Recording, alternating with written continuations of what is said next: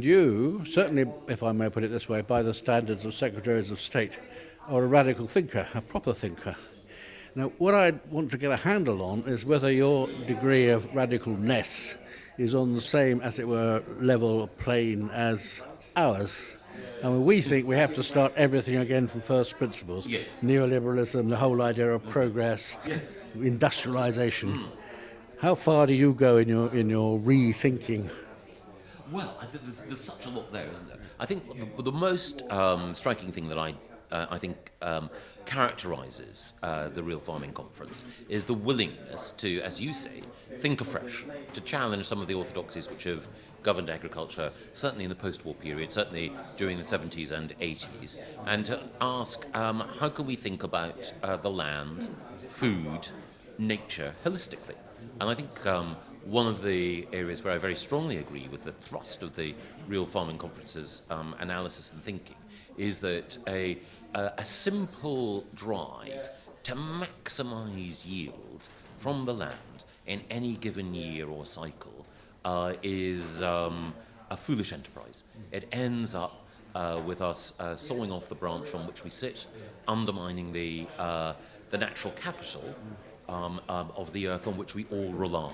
Now, within that, once that insight is grasped, there's space for, I think, all sorts of creative thinking about how we can balance the needs of food production, environmental enhancement, human health and well-being, and also balance within society more broadly. And of course, one of the joys of a conference like this is that you will have people who place the emphasis in slightly different areas, but as a result of that, I can learn, and that can play a part in helping to shape policy and shaping the conversations that I have and the people to whom I talk about what we should be doing in the future. You're saying all the right things as far as I'm concerned, but one comes up against certain sort of barriers, one of which is the whole neoliberal agenda, global market, the desire to maximise market share, maximise profit very competitively. There's no question that trying to do the things that are environmentally necessary and socially necessary are to some extent at odds with this single-minded desire. So what are we going to do? What's going to give? How much are you prepared to think about changing the economy? Well, I think there is a big question for all of us in politics. What happened in 2008 reminded us that you can't escape from certain fundamental rules. People thought a new paradigm had been created. People thought that we were in a world where boom and bust had been abolished. There was a new normal of ever-accelerating growth based on a particular economic model, which we now know had flaws. We now know that we were operating in a way which was debt-fueled, and also which was using material resource, the Earth's material resource, at a rate and in a way which was not sustainable. Now, I'm a believer in markets, and I'm a believer in the creativity that comes about as a result of individuals and institutions responding to consumer preferences and market signals. But it's undoubtedly the case that it's important for all of us as politicians and policymakers to reflect on what happened in 2008 and the aftermath. And I think that the right approach to take is to listen respectfully to different points of view.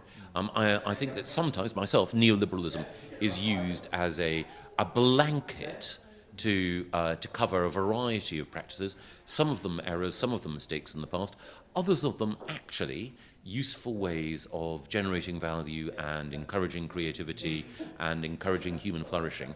So I'm not one of those people who reject everything that went before 2008 and put it into a dustbin marked neoliberalism. Absolutely not.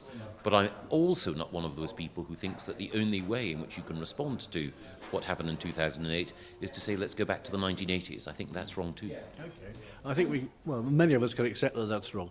And I like what you're saying. But I get the impression that many people in high places, not including America, of course, don't actually agree with what you're saying at all. They would much rather carry on with the status quo or the status ante. Yes. And what could you do about this? What could you do to get your kind of ideas across into policy? Well, I think it's by having a conversation and also by trying in the UK.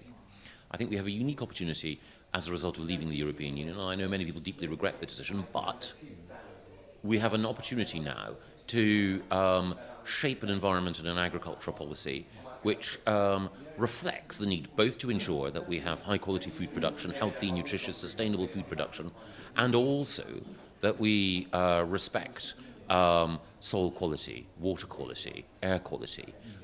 And I hope that what we can do is, rather than necessarily simply making an argument in the abstract, we can demonstrate how change can work successfully.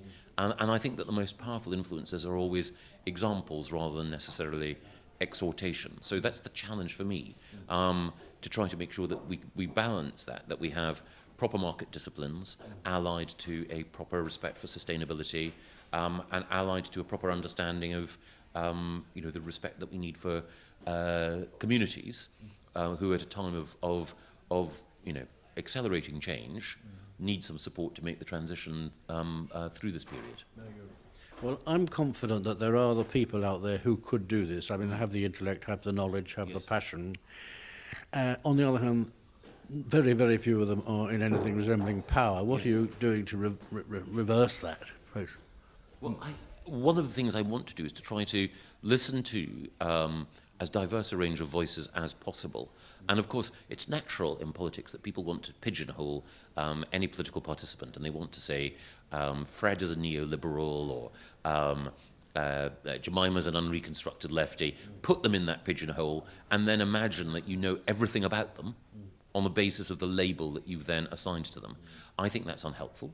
I think the right thing to do is to listen respectfully and to recognise that there may be people with whom you may have disagreed in the past or may disagree on particular issues who will have something of value to say in particular policy areas, or will help you to look afresh at what had been until now a settled consensus, and then try to argue yourself for not a straightforward synthesis, but certainly for an approach that takes the best from fresh and new thinking, and respects the fact that if you draw only from one well, if you get your ideas only from one particular sector or one particular tradition, then there's a danger that what you're doing is impoverishing the debate that you want to extend.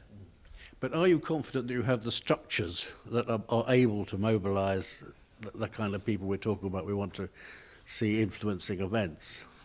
I'm not confident that we have perfect structures, no, but I do believe that within the Department for the Environment, Food and Rural Affairs, there are lots of highly motivated and idealistic people who want to ensure that the very best ideas about environmental enhancement and food production are part of our debate and part of the decision-making process.